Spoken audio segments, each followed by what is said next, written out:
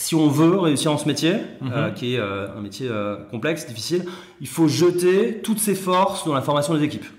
Le principal concurrent aujourd'hui, c'est le statu quo. Plus tu as de candidats, plus tu auras de chances d'embaucher les meilleurs. C'est logique. Et nous, on n'a pas d'autre objectif que d'embaucher les meilleurs.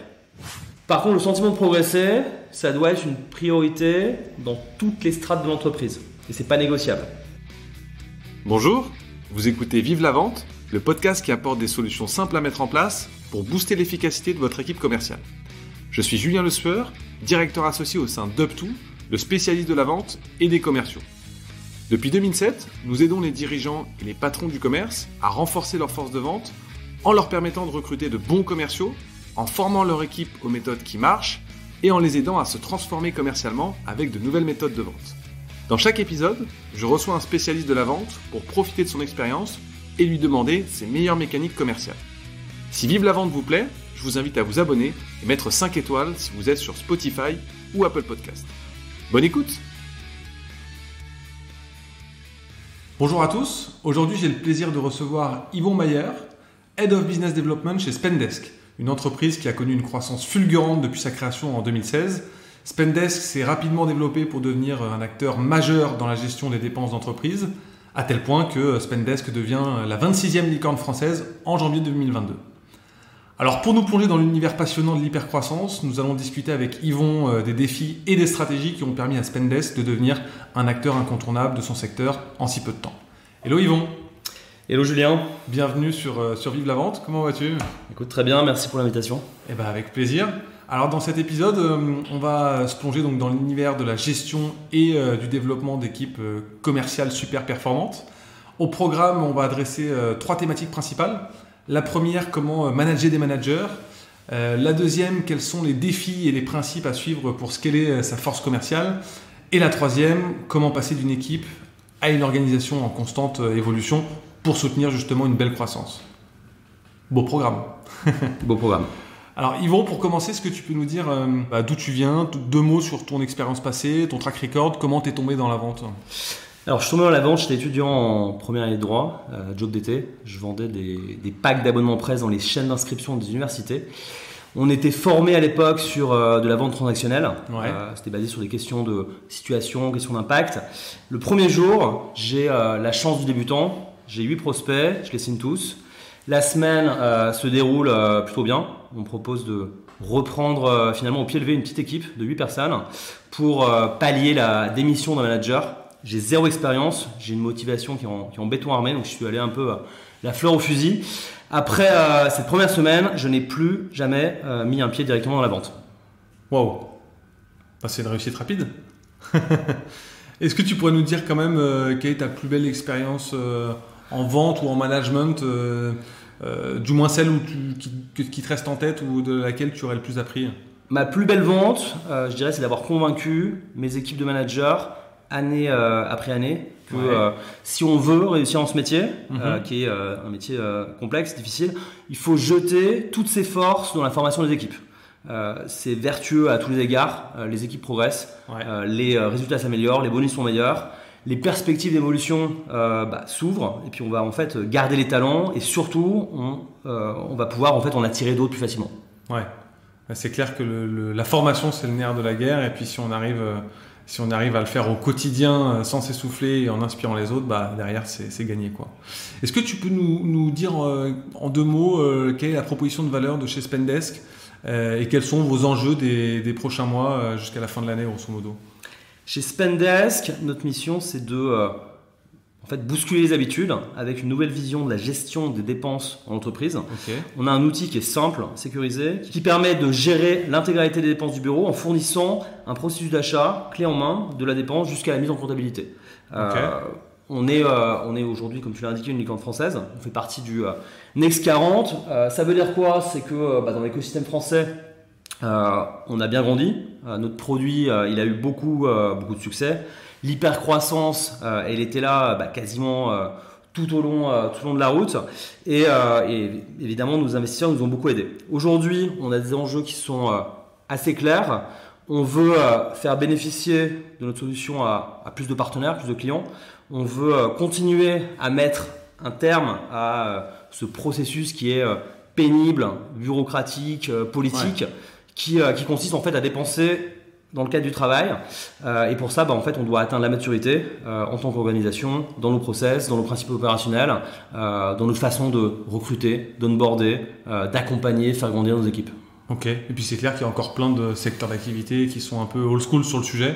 Vos clients types? Alors, nos clients types, aujourd'hui, on a un marché adressable qui est gigantesque. Ouais. On peut servir des entreprises qui vont de 30 à 1000 ETP. Ouais. On parle sur notre marché européen de plus d'1 million d'entreprises qu'on est capable aujourd'hui de mobiliser. C'est un marché en fait qui est très mal desservi. Notre principal concurrent aujourd'hui, c'est le statu quo. Ok. Le fait que les entreprises en fait elles continuent à suivre des processus qui sont manuels, traditionnels. Ils ne cherchent pas à envisager de meilleures solutions pour la gestion de leurs dépenses. Et le fait que notre environnement soit très concurrentiel, c'est quelque chose de très positif. On a en fait beaucoup d'acteurs qui apparaissent sur le marché, qui sont là en fait pour évangéliser, parce que c'est finalement un marché qu'on doit évangéliser. Et ça aide in fine à définir, à renforcer cette catégorie de solutions qu'on appelle la gestion de dépenses. Ok. Bon, tu es arrivé en mars de cette année. Qu'est-ce qui a changé depuis ton arrivée dans vos méthodes de vente? Alors, mon arrivée, ça a été un vrai challenge pour moi. Spendesk, il faut savoir que c'est une scale-up, beaucoup de succès, très belle fondation. On est considéré comme une belle école de vente avec d'excellents résultats. Ouais. Si on réfléchit sous un prisme de management, d'organisation commerciale ou de large organisation commerciale, il y a 4 phases. Ok. Et avec ces 4 phases, en fait, on va voir la maturité d'un département commercial. On construit, on standardise, on optimise et puis parfois on détruit. Moi, dans mon expérience, ces 15 dernières années, je n'ai fait que construire et détruire pour construire. Ok. Chez Spendesk, évidemment, quand tu arrives dans une entreprise qui a 600 personnes, c'est une des meilleures écoles de France en vente. On a des méthodes de prospection commerciale qui fonctionnent, on a des résultats aujourd'hui qui feraient pâlir d'envie pas mal de structures business en Europe. C'était hors de question de créer ou de changer l'organisation. Sinon, tu casses la machine. L'enjeu, en fait, c'était d'apporter une meilleure standardisation avec un objectif à plus long terme, c'est d'optimiser les résultats. On va aller vers plus de qualité et on ne va pas compromettre la performance. Okay. Donc, pour te répondre, en toute sincérité, nos méthodes de vente, depuis mon arrivée, elles n'ont pas changé.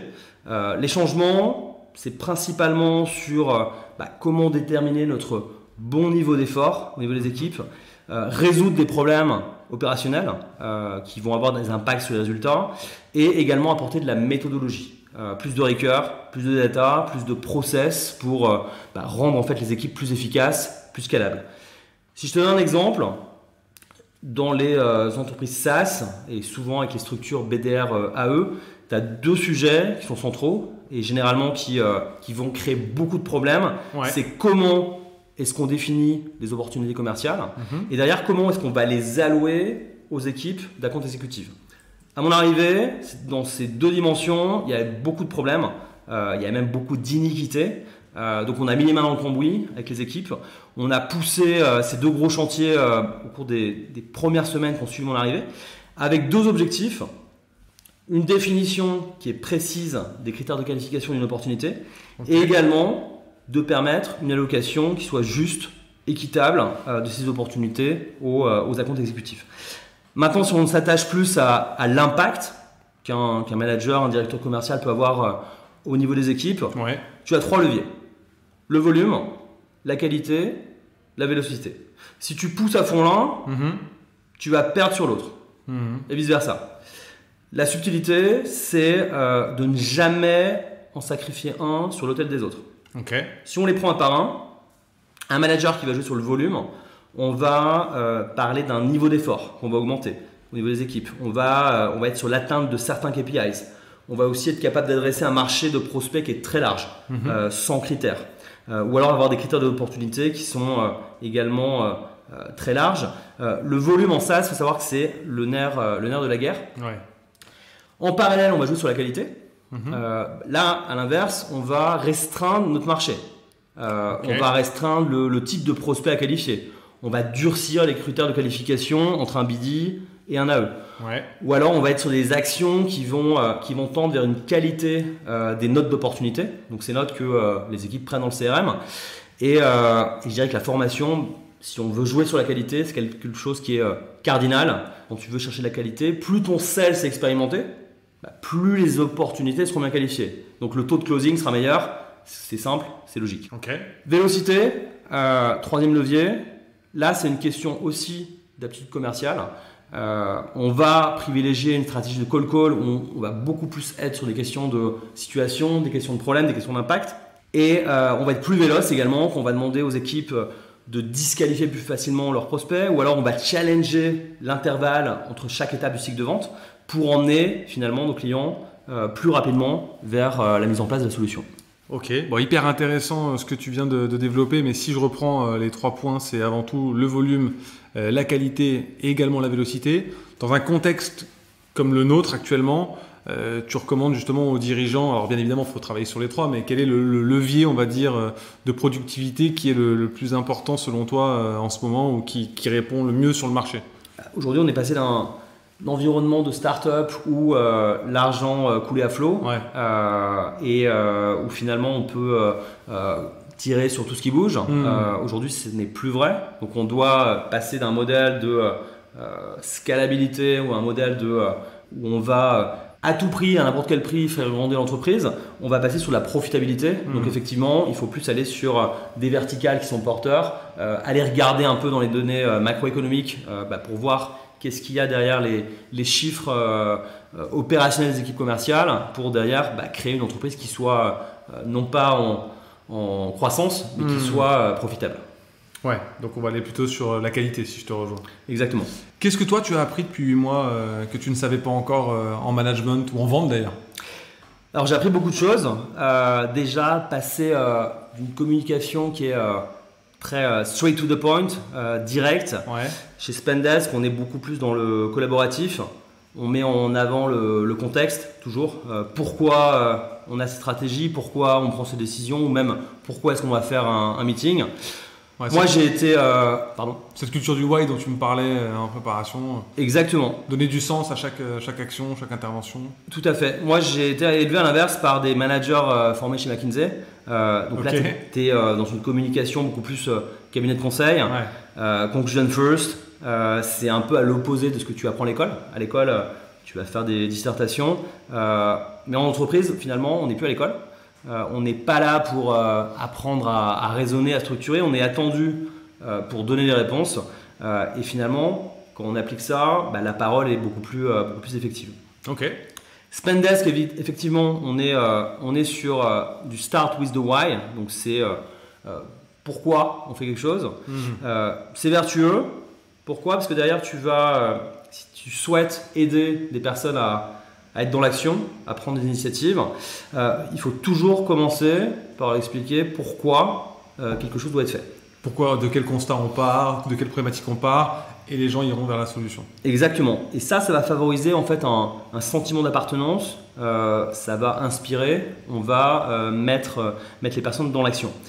Chez Spendesk, je dirais que j'ai aussi appris à approfondir l'art du questionnement. Donc ça va aussi avec cette un peu environnement très collaboratif. Ouais. Le questionnement notamment en transverse.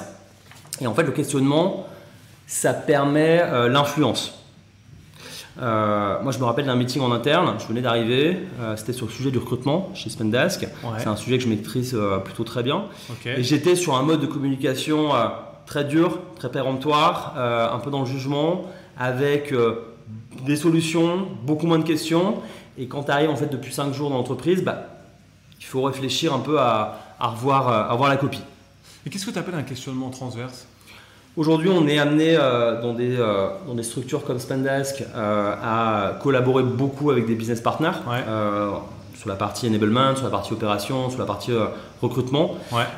Et on a beaucoup de projets parce qu'on est dans un environnement qui évolue beaucoup. Donc on a cette mission de bien travailler ensemble avec effectivement des profils qui sont différents, des méthodes de travail qui sont différents. Et là-dessus, on doit aller dans l'influence. À l'inverse, si tu prends un peu si on réfléchit sur du management, tu vas avoir le management directif, le management persuasif, et en fait au milieu il y a l'influence. Okay. Un manager directif, c'est quelqu'un, il va décider, il va contrôler, il va donner des directions, une méthode. Un manager persuasif, il est charismatique, il a la capacité de leadership, il va guider. Si on est en influence, et c'est beaucoup plus subtil, en fait il s'agit d'écouter. Ouais. On va écouter pour comprendre et pas seulement pour répondre ou expliquer qu'on a raison. Donc on va poser des questions, on va poser beaucoup de questions, il faut faire preuve d'empathie et finalement ça va permettre de comprendre les vrais problèmes. Qu'est-ce que j'ai appris d'autre? Je pense déjà passer d'une entreprise Paper Nest qui est une machine opérationnelle assez extraordinaire, c'est orthonormé finalement, il y a du top management qui est issu de cabinets de conseil, il y a des top écoles et là tu es dans une structure Spendesk où c'est une organisation où la dimension humaine elle fait partie de l'ADN et je dirais de façon extrapolée. Okay. Tu arrives, tu as une culture de l'humain qui est extraordinaire, chaque mot est choisi, faut pas cliver, c'est important pour faire progresser les équipes. Moi je suis quelqu'un de clivant. Okay. Ça a une bonne résonance chez la moitié des gens, souvent les top performers. Le reste des équipes parfois vont être un peu dubitatifs et puis c'est un peu un euphémisme. Moi je me rappelle une session collective, c'était en juillet, 150 personnes. Un lundi matin, j'ai pris le micro pour la première fois pour parler de performance. J'ai parlé de Michael Jordan, d'effort. J'ai un style qui est très vocal. Je suis dans la recherche d'impact. Okay. J'ai eu des retours plutôt positifs. Puis j'ai eu quelques retours un peu hésitants. Certains se sont posé la question pourquoi quelqu'un avait sorti la grosse artillerie lundi matin. On est début juillet. On a fait un super mois de juin. Les équipes elles commencent à être fatiguées. Et puis derrière, quelqu'un qui arrive un peu en mode full metal jacket. Derrière, tu apprends de ces situations. J'ai eu un feedback de mon manager d'ailleurs pour me dire Spendesk, il faut être plus dans le caring, plus dans le people, et c'est important. Donc qu'est-ce qu'on apprend? Faut pas se renier. Ses valeurs, son style, ses attentes.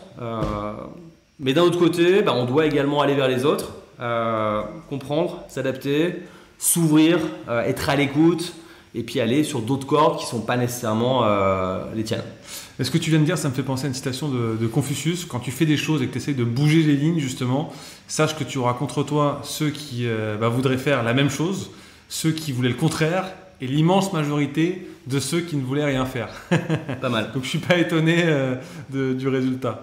Bon, rentrons maintenant peut-être dans le vif du sujet et dans le cœur de ta machine de vente. Est-ce que tu peux nous expliquer comment vous êtes organisé commercialement parlant? Combien tu as de sales? On a une grosse centaine de collaborateurs Okay. sur toute l'Europe et on est déployé en acquisition, en rétention sur un certain nombre de pays européens. Okay. L'organisation elle est assez classique. On a des BDR, des SDR, on a des inside sales aussi en full stack. Okay. Et après on va avoir des sales plus expérimentés en account exécutif et ensuite sur les fonctions de rétention, OM, CSM, account manager. Ok. La ventilation des équipes en termes d'acquisition et de rétention, c'est quoi grosso modo? Sur la ventilation, on va être majoritairement en acquisition. D'accord. Et il y a une organisation par marché? Il y a effectivement une organisation par marché. On est sur une dimension assez fonctionnelle des équipes avec un cap assez centralisé, ouais. En sachant qu'on a démarré de la France, qui est notre pays cible, qui est notre premier marché. Donc on a les équipes les plus seniors, les plus expérimentées, aujourd'hui les meilleurs résultats. Donc on a ce souhait en tout cas d'essaimer les bonnes pratiques qu'on peut avoir en France dans les autres pays. Ok, top. Est-ce que tu saurais définir justement votre identité sales, votre culture sales? Le premier marqueur, je dirais, c'est le recrutement, la qualité du recrutement. Chez Spendesk, le recrutement il est très élitiste. Tu vas le retrouver dans notre taux de sélection. On a à peu près 3% des candidats qui terminent notre process de recrutement avec un contrat. Okay. Donc la conséquence, c'est que quelqu'un qui arrive chez Spendesk, il a un niveau d'aptitude qui est déjà très élevé. Okay. Donc ça, c'est le premier marqueur. On a un second marqueur dans notre culture sales, c'est la formation. Dès l'onboarding, tu vas avoir l'ensemble des équipes qui sont mobilisées sur le sujet. Chaque personne qui arrive, elle a un buddy, elle a un senior peer, un mentor pour l'accompagner pendant les premiers mois d'activité. Et la première semaine, à l'onboarding, on en a un actuellement, Mais en fait, c'est simple, tu prends un TGV en pleine tête, tu as 40 heures de modules de formation qui vont bien, on va alterner le théorique et le pratique. Et l'objectif, en fait, c'est mettre dans le bain la personne rapidement, avoir aussi un ramp-up des équipes rapide. Si on parle plus de l'identité sales, plus strictement, on est sur un marché d'évangélisation. Donc à ce titre, en fait, on effectue un travail très poussé d'identification des challenges de nos prospects. Donc dans nos équipes BDR, on a des meetings de qualification d'opportunités qui seront très approfondis. C'est très spécifique à Spendesk, et on va faire une passe décisive aux accounts exécutives dont la mission va être de mettre en musique une espèce de triple validation. On va chercher la validation politique, la validation commerciale et enfin la validation technique. Ok. Ce que tu appelles la validation politique, c'est validation en termes de décisionnaire? C'est la prise de décision d'une personne en tout cas influente dans l'entreprise qui va se dire on arrête ce statu quo de process qui sont souvent manuels pour aller vers l'équipement de l'entreprise, vers une solution qui va optimiser la gestion des dépenses. Ok, top. Comment se passe un cycle de vente chez Spendesk? C'est quoi les grandes étapes clés? Alors on fait du SaaS, on est très plug and play. On répond à un besoin qui est universel. On veut optimiser la gestion des dépenses. Nos interlocuteurs, ils ont systématiquement des process internes qui sont anachroniques. Donc là-dessus, on a un terrain de jeu qui est plutôt favorable. On a des impacts chez nos prospects qui sont assez négatifs, financiers, opérationnels, stratégiques. Donc ce qui implique que notre cycle de vente, il est rapide. On est sur la vente transactionnelle. Rapide, c'est combien de semaines, combien de mois? Aujourd'hui, tu vas avoir en un mois, une entreprise va être équipée de la solution pour manager ses dépenses. Rapide. Et je dirais que c'est la facilité d'utilisation de la solution qui va en fait être un vecteur indiscutable. Aujourd'hui, si tu n'as pas d'outils pour organiser ta dépense, tu ouvres un compte chez nous, tu commandes quelques cartes et derrière tu as l'ensemble de tes dépenses qui sont poussées en comptabilité. Ok, top. Si on parle maintenant des sujets de manager tes managers, quelles sont les compétences essentielles que tu as identifiées chez les bons managers commerciaux? Alors il y a des fondamentaux qu'il faut respecter, sur lesquels on ne peut pas se compromettre. La confiance, le respect, la loyauté. Je pense que si on est sur ces valeurs, en fait on peut tout se permettre. Moi je suis à la fois un espèce de croyant et de pratiquant sur l'exigence, sur les efforts. Si tes équipes ont confiance en toi, si elles savent que tu les respectes, ça veut dire qu'il n'y a pas un mot qui est plus haut que l'autre, et que tu es en même temps loyal et finalement leur service, en fait tu peux tout te permettre. Tu peux tout te permettre en termes d'exigence. Après, sur une fonction de team lead, il y a des basiques à maîtriser. Ce qui est important, c'est une maîtrise de l'ensemble de l'activité, les process, les techniques de vente, le marché, le produit. On vend bien que ce que l'on connaît bien, mais en fait, on va accompagner les équipes si on maîtrise tous les aspects d'activité. Donc ça, c'est important pour un team lead de maîtriser l'ensemble du scope. Après, ce qui fait la différence, c'est un manager, sa capacité qu'il aura d'emmener son équipe avec lui, de créer une histoire commune, et puis des éléments comme le courage managérial, prendre des décisions parfois difficiles, avoir un esprit d'analyse, être capable de prioriser, d'organiser. Souvent un manager, il est un peu au four et au moulin, donc ces skills-là sont essentiels.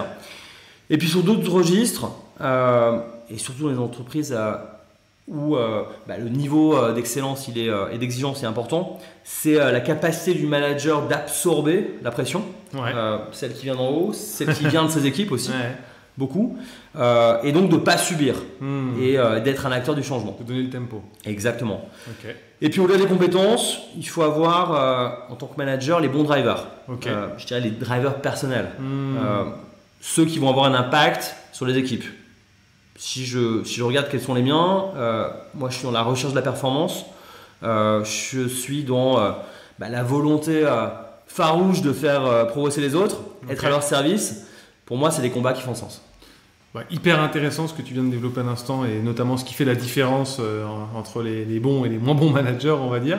Selon toi, qu'est-ce qui est le plus compliqué dans le fait de manager des managers? Ce qui est compliqué, c'est que tu vas avoir une notion de réplicabilité que tu peux avoir, que tu vas rechercher dans les équipes sales, qu'ici tu ne vas pas avoir. Donc en fait, tu fais avec les moyens du bord. Et quand je dis les moyens du bord, c'est au sens noble.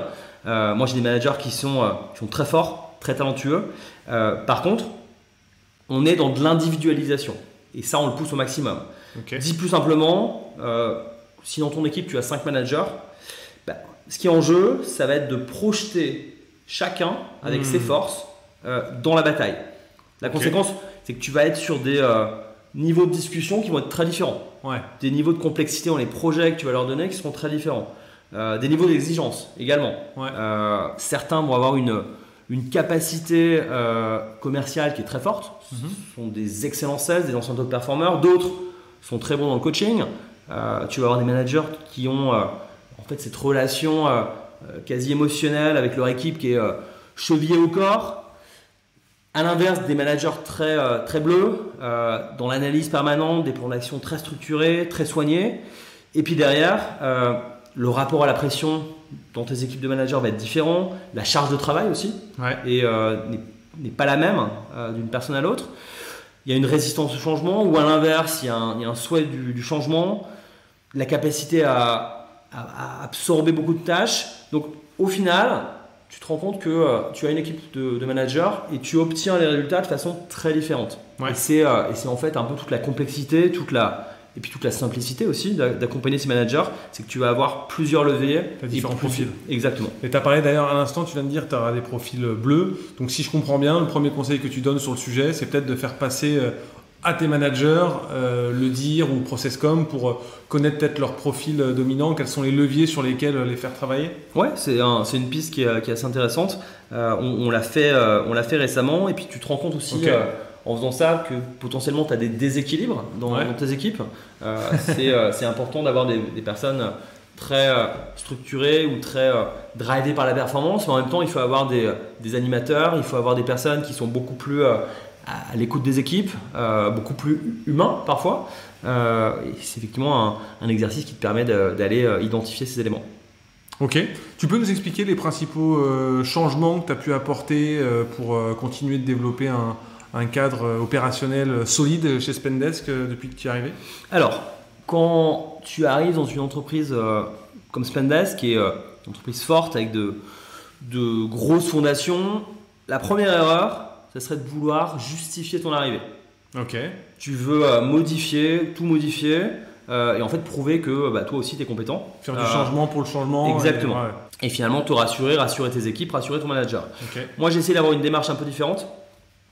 Être sans concession sur le manager que je suis. Je suis quelqu'un d'exigeant, je suis très focus sur les efforts, la performance.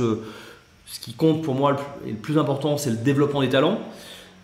Par contre, dans l'incarnation de ces valeurs, je vais avoir un management qui recherche l'impact permanent. Je vais être là en fait pour sonner la révolte dans ma communication, dans les meetings, dans l'exigence, un peu en mode chef de guerre. À mon arrivée, par contre, pour m'intégrer et je dirais même comprendre, approfondir des sujets, j'ai privilégié un impact sur les méthodes. Donc, au lieu d'être sur un challenge de comment on vend, comment on recrute, comment on anime, j'ai plutôt challengé nos principes opérationnels. Okay. Donc tu vas plus challenger la façon dont tu vas opérer au quotidien, comment tu fais un meeting, comment quelqu'un va faire un feedback, comment est-ce qu'on va prendre des décisions. Tu vas dans le détail, quoi. Exactement. Mais tu vas dans le détail, mais tu vas surtout sur la méthodologie. Comment être plus efficace. Comment, quand on va lancer un projet, comment est-ce qu'on va gérer ce projet, comment est-ce qu'on va travailler en transverse avec d'autres équipes, comment est-ce qu'on va faire avancer, prioriser, organiser, etc. Donc on a beaucoup travaillé avec les équipes là-dessus, avec notamment de belles réussites. On a refondé le recrutement, on a beaucoup transformé la formation, la productivité. Il y a un élément récurrent par contre, c'est la résistance au changement. Et derrière, en fait, souvent, ce qui se cache derrière cette résistance, c'est la peur de la nouveauté. Les gens ont peur de mal faire. Ils ont peur d'être jugés. C'est un symptôme qui va avec et c'est le perfectionnisme. Alors que le perfectionnisme en start-up, c'est quelque chose qui est assez compliqué. C'est la première phase de la conduite du changement, c'est toujours la peur. Ouais, et il faut arrêter le perfectionnisme. Le rejet, la peur. Tout à fait. Comment est-ce qu'on avance dans ce contexte ? Il faut convaincre, il faut chercher l'influence, poser des questions. Et puis derrière, il faut avoir des champions en interne. Des personnes qui vont être des relais. Et puis aussi être à l'écoute. Être capable de pousser un plan et puis finalement de se déjuger, d'expliquer à ses équipes qu'on s'est trompé, que derrière quelqu'un a une meilleure solution. Et ça va permettre parfois, à l'inverse, de mieux décider dans d'autres occasions. Okay. Ensuite, et là on est plus dans du stratégique, on est quasiment dans le philosophique. Moi je suis un défenseur des méthodes de test and learn.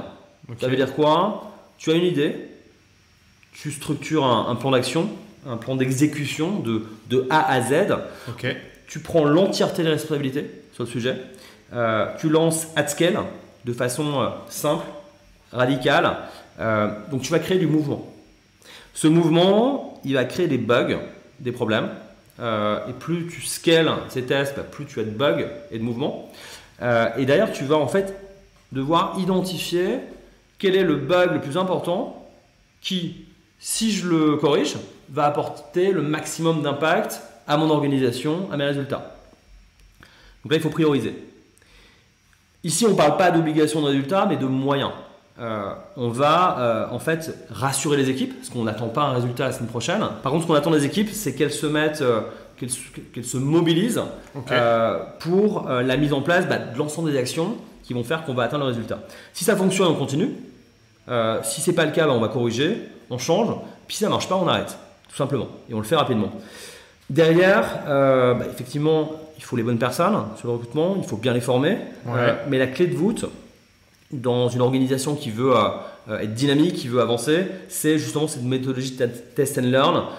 Tu vas être en permanence dans la recherche d'efficience. Ok, tout à l'heure tu parlais de gestion des équipes. Est-ce que tu as mis en place une culture de la data dans ta gestion des équipes commerciales depuis ton arrivée? Alors la data, c'est essentiel dans le management des équipes commerciales, notamment dans un contexte de croissance où tu veux comprendre ce que tu fais. Donc c'est indiscutable. Tu gères bien tes données, tu vas avoir un impact commercial significatif. Par contre, si on sort d'une approche un peu traditionnelle, qui va être basée sur il faut construire un business plan, il faut des KPIs, il faut faire un forecast. La data, au final, au-delà de ça, c'est un outil fondamental pour la prise de décision. Bien sûr. Dit autrement, la notion de data, elle est beaucoup plus puissante quand elle sert la stratégie et pas seulement regarder où on en est. La data, en fait, elle va te permettre de savoir ce qui s'est passé, ce qui se passe maintenant et potentiellement ce que tu vas aller chercher demain. Je te donne un exemple. Tu fais une campagne, tu vas allouer beaucoup de comptes à tes équipes, tu vas prendre une certaine industrie. Tu dois être capable, ultra rapidement, peut-être en 3 jours, te dire est-ce que les premiers taux de conversion sont bons? Est-ce qu'on est sur une bonne tendance? Et si tu t'es trompé, et si c'est le cas, radicalement tu dois changer. On change, on réduit le risque. Et ça, c'est la data qui nous le dit. C'est pas uniquement la bonne intuition. Okay. Donc derrière, ça va te permettre de voir des corrélations, des modèles. On va anticiper des opportunités, on va également anticiper des risques. Et puis également, on va être capable de se dire est-ce qu'on est efficace ou pas rapidement. Voilà. Moi, je pars du principe que les décisions qui sont basées sur les données, elles sont beaucoup plus objectives, elles sont beaucoup plus précises, finalement plus fiables que celles, même si elles sont importantes, qui sont basées sur les intuitions ou l'expérience. On va faire ça parce que je l'ai déjà fait. Okay. Après, il y a un élément qui est important, c'est la mise en place de ces cultures de data. Pour ça, tu as des étapes qui sont assez simples. Il faut former ces équipes. Et former ces équipes, c'est quoi? C'est je suis capable d'utiliser un Excel, un G-Sheet, je sais faire un TCD. Moi, ça ne me choque pas en fait qu'un manager il soit capable d'aller mettre les bons tableaux pour regarder la performance de ses équipes, pour comprendre ce qu'il fait. L'avantage, c'est que tu responsabilises. Et deuxièmement, tu donnes de l'autonomie. Tu vas réduire les interdépendances parce que finalement, tu vas embêter d'autres départements qui ont des choses plus prioritaires à faire sur des choses que tu pourrais faire toi-même. Okay. Deuxième étape, en fait, c'est exiger chaque fois que tu as en weekly ou sur des discussions en one-one, exiger l'utilisation de la data pour justifier toute décision. Voilà. On ne va pas prendre des décisions uniquement basées sur le rationnel de la data. Par contre, on va toujours regarder les chiffres pour derrière, au-delà de l'intuition, se baquer sur ce qu'on veut faire. Top, hyper intéressant cet aspect data, on en reparlera tout à l'heure. Si on parle maintenant de comment scaler ta force commerciale, ce que tu as fait chez Peppernest mais aussi chez Spendesk, quels ont été d'ailleurs les défis et les opportunités qui ont été liés à la croissance rapide de Peppernest? Chez Peppernest, j'ai monté le hub européen en partant de zéro, quasiment. On est passé en 3 ans de 10 personnes à Paris à presque 300 à Barcelone. On avait des défis à tous les niveaux. Il fallait recruter, il fallait former et très rapidement. Organiser la mobilité interne, parce que tu recrutes des sales, il faut avoir les managers derrière qui vont monter en compétences et commencer à prendre en charge les équipes qu'on scale. Ouvrir de nouveaux pays, des nouvelles verticales, améliorer les process, créer les process, créer notre cycle de vente, le pitch commercial, etc. etc. Et puis également, trouver un bureau, changer de bureau. Le matin, te lever à 7h30 pour aller câbler les positions. Aller à la Fnac à 8h45 pour acheter des casques parce que tu vas onboarder 50 personnes et que si tu ne le fais pas, tes équipes ne pourront pas travailler. Donc là-dessus, c'était, je dirais, des challenges à 360 degrés. Ok, et tu vois quelle similarité peut-être avec Spendesk ou quelle différence d'ailleurs? Dans les similarités, premièrement la qualité des collaborateurs. Chez Spendesk, chez Peppernest, il y a un vrai souci dans la qualité du recrutement. Et puis derrière, évidemment, et c'est lié au succès de ces deux scale-up, c'est l'adéquation produit-marché qui est très forte, avec des résultats excellents qui vont avec. Après, sur les différences, Peppernest, on est dans une culture qui est très forte sur le do-it-yourself. On est très matrixé cabinet de conseil. Il y a un côté un peu hardcore sur les valeurs. On va être sur une prise de risque à tous les niveaux, notamment quand on veut scaler les équipes, ouvrir de nouvelles verticales, de nouveaux pays. Tu vas avoir des managers qui sont exclusivement issus de la mobilité en interne, ce qui est extrêmement vertueux. Et tu as cette relation avec le test, les échecs qui est totalement assumée. Avec le recul, je dirais aujourd'hui, c'est peut-être la plus grosse machine opérationnelle que tu peux avoir dans l'environnement startup en France. On a levé, si je donne un chiffre, on a levé 10 millions et le reste, on l'a fait tout seul, à la sueur de notre front et grâce en fait à une qualité d'exécution qui est hors du commun. Donc si vous cherchez un stage ou un CDI chez Peppernest et que évidemment on a refusé votre candidature chez Spendesk, allez chez Peppernest à Paris, à Barcelone, allez-y les yeux fermés. Vous allez prendre 3 ans d'expérience tous les ans. Spendesk, à l'inverse, on a un soin qui est apporté aux collaborateurs qui est assez unique en France. On est à 4-7 sur Glassdoor. C'est très fort. Si tu pars à la recherche d'équivalent en France, je pense que tu vas sincèrement creuser encore. Donc on a ce soin qu'on veut apporter à tout le monde, qui se retrouve à tous les étages. On a des différences aussi. Spendesk a beaucoup levé. L'entreprise a pu beaucoup dépenser, avec notamment des outils très performants, beaucoup de recrutement en externe, avec pas mal de bienfaits. On va chercher d'autres expériences, une richesse des parcours. Mais à l'inverse, parfois, des profils qui ont évolué dans des grandes entreprises, qui se retrouvent catapultés chez Spendesk et puis qui ont un peu des difficultés face au changement, des difficultés face à l'efficacité opérationnelle. Et finalement, cette vision-là, ça se heurte quelquefois au fait que dans une scale-up, on doit mettre toute notre énergie, toutes nos ressources sur ce qui est important, sur ce qui apporte le plus de valeur. Le reste, c'est de la cosmétique, c'est sympa, mais c'est sympa quand tu as une organisation de 5000 personnes. Bon, très bonne transition pour parler justement des hommes et des femmes qui composent nos organisations. On va parler un peu de recrutement. Et justement, pour créer une équipe performante alignée sur vos objectifs et vos valeurs, quelles sont tes meilleures pratiques de recrutement? Comment tu abordes le recrutement et aussi la formation de tes équipes commerciales au cours de ta première année là, chez Spendesk? Recrutement, formation, comme je l'ai indiqué précédemment, ce sont les 2 clés de voûte pour réussir, notamment en startup. Il n'y a rien d'autre de plus important. Chez Spendesk, en plus de ça, on a des valeurs qui sont plus qu'ailleurs les fondations de l'organisation. On les retrouve partout. On en a 4.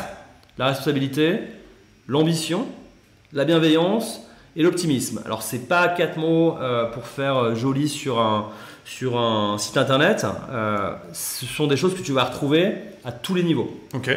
Dans les décisions, dans les comportements, dans les communications, dans le recrutement, ces valeurs, elles tiennent toute leur part. On a une étape de recrutement qui est entièrement focalisée sur est-ce que le candidat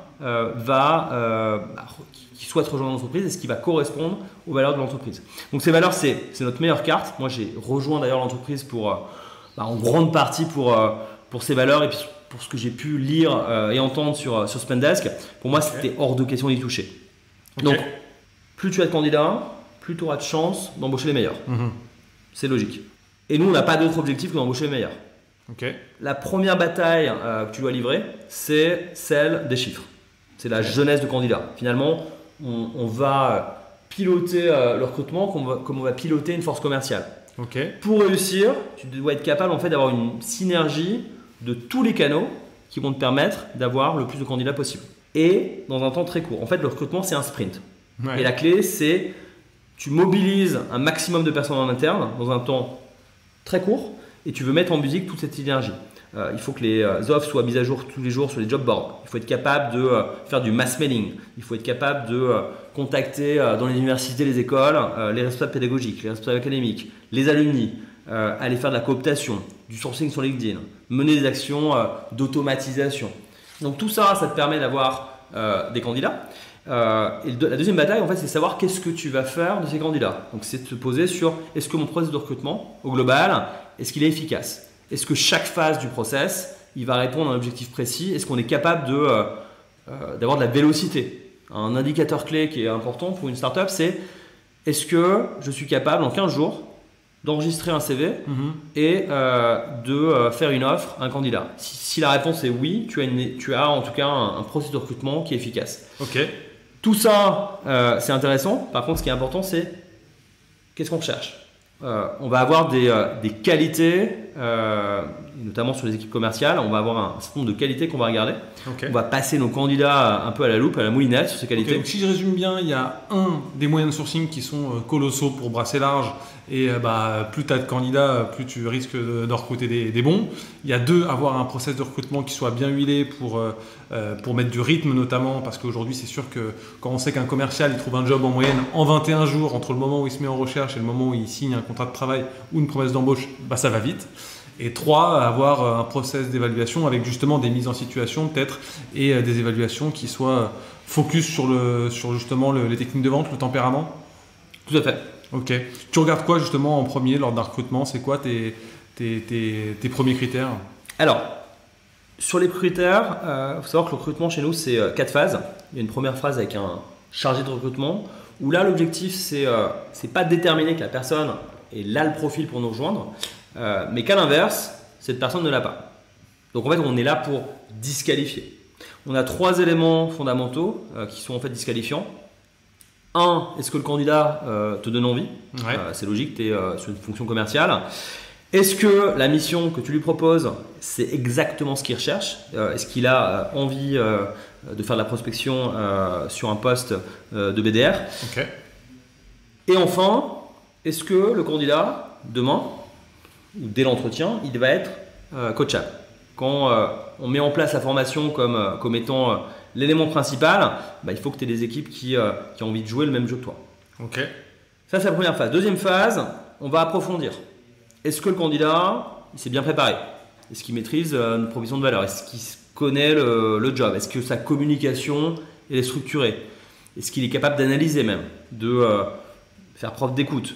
Là, on va faire des choses plus techniques, on va faire des simulations de vente, on va faire un business case en amont, on va creuser aussi sur le parcours du candidat. Et derrière, on va prendre une décision qui est de passer le candidat en phase finale. Okay. Là, les dés, ils sont déjà quasiment jetés. Et on va surtout s'atteler à challenger des zones d'incertitude que potentiellement tes collègues auront identifiées lors des premiers échanges. Donc, on va faire le bilan avec le candidat. Est-ce qu'on parle la même langue ? Est-ce qu'on se comprend ? Okay. Et après, comme je te l'ai indiqué, parce que chez Spendesk, c'est le Graal, on fait un cultural fit. Pourquoi ? Parce qu'on peut avoir le meilleur candidat sales de la Terre. Ouais. Mais par contre, s'il y a des doutes sur sa capacité à être dans nos valeurs, on n'ira pas plus loin.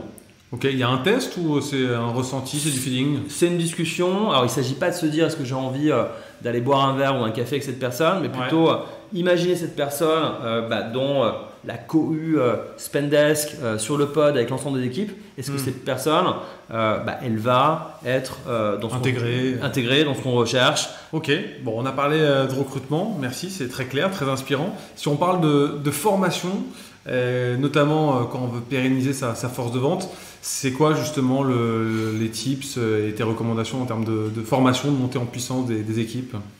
Alors pour la formation, moi j'ai grandi avec un motto qui est le sentiment de progresser est plus important que le gain amassé. Ok. Cette citation, je ne l'ai pas inventée. Ouais. C'était dans la première entreprise dans laquelle j'ai managé des équipes. Alors à l'époque, le problème c'était que les équipes n'avaient pas une rémunération très importante, n'avaient pas de fixe, on payait uniquement la commission, donc c'était très élitiste. Chez Spendesk, à l'inverse, on paye très bien nos collaborateurs. On estime que c'est la clé aussi pour avoir les meilleurs. Par contre, le sentiment de progresser, ça doit être une priorité dans toutes les strates de l'entreprise. Et ce n'est pas négociable. Moi, je suis arrivé chez Spendesk, j'ai lancé une série de formations hebdomadaires, à peu près 25 managers de l'entreprise. Toutes les semaines, pendant 1 heure, on ferme les ordinateurs, on n'est plus sur Slack et on parle de comment coacher, faire un feedback, comment convaincre, ou alors utiliser un G-Sheet, faire une présentation business. Comment est-ce qu'on joue sur l'intelligence émotionnelle? C'est quoi le management positif? Comment est-ce que j'organise mon temps? Je suis efficace? Comment je recrute? Etc. etc. Donc, on est dans de la formation. C'est fondamental. Et c'est fondamental pourquoi? Au-delà des résultats, si tu veux conserver les talents dans le temps, tu dois les sortir de leur zone de confort. Les faire grandir. Tout à fait. Et finalement, c'est l'apprentissage qui le permet. Et pour les équipes, là, c'est la même chose. La formation, elle est clé. Onboarding, 40 heures de module. On a 30 intervenants en interne. Okay. On pose des bases et on continue toute l'année. On vient chez Spendesk, je dirais, parce que c'est une formidable école de vente. Mais on y reste parce qu'on croit au projet et que l'on y progresse, tout simplement. Ok, bon bah top. On a commencé à parler de data tout à l'heure. C'est quoi les chiffres, les KPI qui sont importants pour toi, que tu suis au quotidien et qui te font dire que ta machine de vente, elle tourne à plein régime? Alors, très terre à terre, je pense que les KPIs les plus importants, c'est ceux que tu ne vas pas voir sur les dashboards. Ok. Est-ce que tes équipes ont envie de venir au bureau? Très très bon point. Est-ce qu'il y a une bonne ambiance? Est-ce que c'est le bordel parfois au bureau? Est-ce que les équipes font du bruit? Est-ce qu'il y a des tensions même en interne entre AE, BD sur les critères de qualification et d'opportunité? Si c'est le cas, on est en tout cas dans le bon rythme. Après, on a des éléments qui sont des impondérables. Le taux de close won, c'est un des KPI les plus importants. Combien de deals également un AE va être capable de conclure tous les mois? Et puis pour un BDR, on va être sur du classique. Combien est-ce qu'on va faire de meetings? Combien d'opportunités qualifiées? Et puis derrière, sur ces opportunités-là, combien vont être closées par les account exec? Ensuite, moi, je suis un apôtre des efforts. Je fais beaucoup de sport d'endurance et le volume. Le volume, c'est extrêmement important. Tu peux avoir toutes les qualités requises pour être un excellent sales. Tu maîtrises les process, tu connais le marché, le produit, tu es un as des techniques de vente. Si tu mets pas le bon niveau d'effort sur la table, en fait, tu n'as pas compris l'essence du métier. Ok, top. Qu'est-ce que vous avez automatisé dans vos process commerciaux ces 8 derniers mois, on va dire, ou qui vous ont fait gagner en efficacité ou en temps? Alors, les outils, parce que là, quand on parle d'automatisation, on parle souvent d'outils. Aussi, ouais. Ça répond généralement à un besoin. Il ne faut pas confondre l'utilisation d'un outil et répondre à un besoin par rendre autonome et compétentes les équipes. Tu vas avoir ensuite des outils qui sont extrêmement importants. Pourquoi? Parce que ça va te permettre à tes équipes de passer du temps là où elles apportent le plus de valeur. Et aujourd'hui, la valeur, c'est échanger avec nos prospects, nos partenaires, passer du temps avec nos clients. Pour nos managers, c'est recruter, former, manager, faire progresser les équipes, les animer aussi. Donc l'automatisation, elle va répondre à à ce souci-là. Et puis finalement, ça va toucher un peu tout. On va avoir des workflows pour l'allocation des comptes, la mise en cadence. On va avoir des suivis de la performance qui seront automatisés. Pour les bonus, on va même communiquer en interne sur les deals qu'on va closer. Ça se fait de façon automatisée. On va avoir des actions de recrutement également automatisées sur LinkedIn. Ok, très bien. Quelques dernières questions de fin. Qu'est-ce que tu dirais aujourd'hui au commercial que tu étais quand tu as commencé dans la vente il y a quelques années maintenant? Alors je lui dirais de continuer à ne pas avoir peur, d'oser, de tenter, de tester encore et encore. Je dirais de continuer à être passionné. Si tu es animé par la passion, les personnes avec qui tu travailles t'écoutent, elles ont envie de le mettre en œuvre, ce que tu racontes. Et puis je recommanderais de travailler ses forces. Ça ne sert à rien de vouloir constamment corriger ce qui ne va pas. Il faut libérer son potentiel. Faut essayer de trouver son talent, tout simplement. Exprimer son talent, puis arrêter de vouloir corriger ses défauts. Moi, il y a des choses sur lesquelles je ne suis pas bon. Et puis j'ai des personnes dans les équipes qui sont bien meilleures que moi. Et moi, je préfère être focus là où je suis un peu meilleur.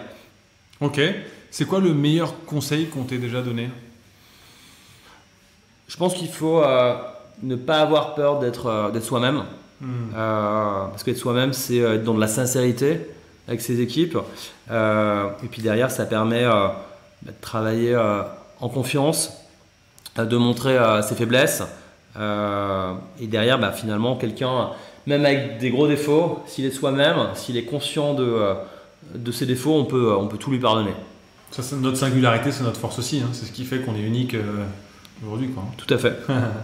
Ok. Et est-ce que tu as 2-3 outils, 2-3 livres à recommander à nos auditeurs qui t'ont marqué récemment et qui t'ont inspiré? Alors j'aime beaucoup un conférencier professionnel qui s'appelle Michael Aguilar. Il a fait un livre qui s'appelle Vendeur d'élite. Ok. Après sur le recrutement, je peux recommander un livre d'Antoine Fraise. C'est la méthode pour recruter les meilleurs. Vous saurez tout sur le recrutement. Moi ensuite, je me documente beaucoup avec Harvard Business Review. C'est un peu la meilleure ressource documentaire en matière de business. Je te rejoins.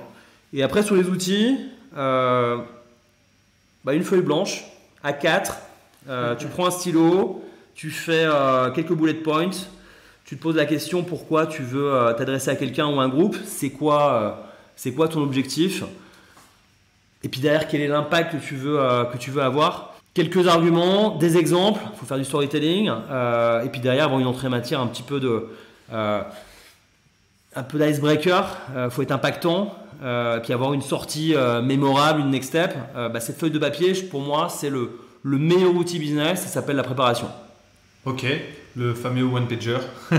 Exactement. On voit beaucoup en startup, en scale-up. Super, écoute, merci beaucoup Yvon d'être passé dans Vive la Vente. On a échangé sur plein de sujets différents, comment manager ses managers, comment scaler sa force de vente, mais aussi comment passer d'une équipe à taille humaine à une organisation en constante évolution. Et je pense qu'on a évoqué pas mal de sujets intéressants pour nos auditeurs aujourd'hui. Merci beaucoup Yvon. Merci à toi. Bon après-midi. Salut.